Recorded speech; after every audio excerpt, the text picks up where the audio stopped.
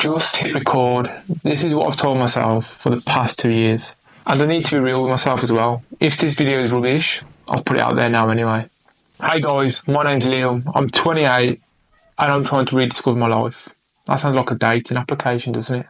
In the past 4 years, I've built 2 six-figure businesses in the fitness industry, stepped on stage and done photo shoots, which all sounds great. But it's led me to the situation I'm in now. What's next? I've got the life that I've always dreamed of, but just something doesn't sit right with me.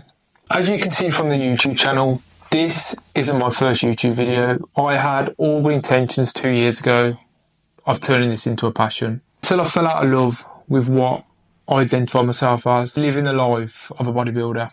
I thought my audience on social media, on YouTube, wanted to see the life of a bodybuilder.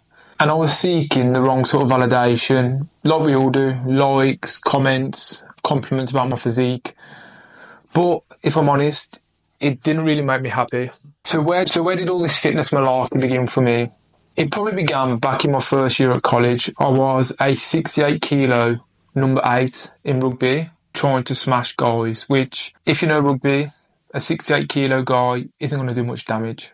I was always a skinny guy who, let's be honest, didn't really get much attention from the opposite sex. I hated the way I look, which led me down a path of just locking myself in my room and playing World of Warcraft for endless amount of hours, which, fast forward to today, I'm still like that, but on RuneScape. Then, in the summer of my first year at college, the pain of remaining the same outweighed the pain of change. So I plucked up the courage and stepped foot in the gym for the first time. I didn't actually pay for it then, my mum did, because I didn't have a job at the time. Every day was arm day. I had zero clue what I was doing in the gym, or my nutrition, in fact. I remember quite clearly, actually, for a few years, my breakfast was bourbon biscuits and a protein shake. But I fell in love with the process. I fell in love with seeing the change and veins popping in my arms, muscles growing, and finally filling out t-shirts that I could never fill out. To cut a long story short, this led to me pursuing a career as a personal trainer. And 11 years on from starting as a personal trainer, I'm still in the industry now. In that time, I've stepped on stage multiple times, which I don't plan to do again. I've done multiple photo shoots and I've helped thousands of individuals with their own physique journeys. In 2022, I grew my coaching business to over 100 clients. This then led to me in 2023 pursuing a new career, helping coaches with their businesses, which now I've helped over 1,500 coaches do this, which is absolutely crazy. For a guy who never saw himself being an online coach, or a guy who never saw himself even putting himself in front of a camera, being an introverted character, it's absolutely mental. However, at the same time I built my business to over 100 clients, I also fell out of love with fitness. And this led me down a path of neglecting my health, neglecting my fitness, but going, guess, balls deep into the business side of stuff. So here I am now, 2 years later, trying to rediscover myself again. And this is how I plan to do it. I want to show a lot more of an insight, both into the business aspect of my life, but also me rediscovering myself from a health and fitness perspective.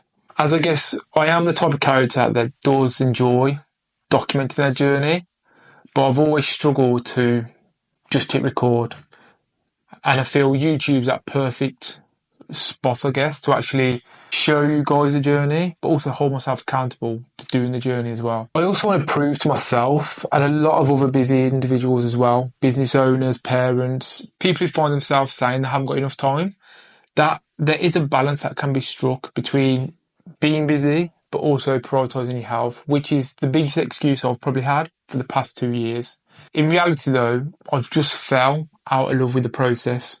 And this is where I want to find something again that I enjoy. Yes, there'll probably be many slip-ups along the way, but how I like to see it is, as long as I don't quit, failing is just another lesson learned that I won't make again.